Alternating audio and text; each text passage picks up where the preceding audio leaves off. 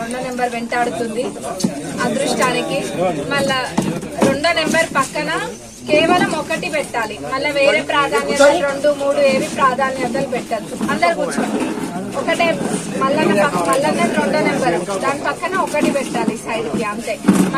మల్లన్న చెప్తుండే నిన్న, మల్లన్న మీద అభిమానంతో అంటే కొంతమంది జై మల్లన్న అని రాసిండ్రంట.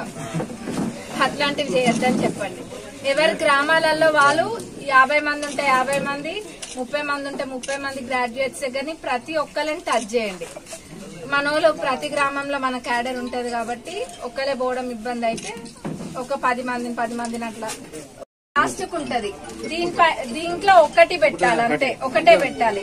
మళ్ళీ వేరే వాళ్ళకి 2 ప్రాధాన్యత, 2 వీళ్ళు వస్తే బాగుంటది, 3 వాళ్ళు వస్తే అదంతా ఉండద్దు. కేవలం మల్లన్న పక్కన ఒకటి పెడితే సరిపోతుంది.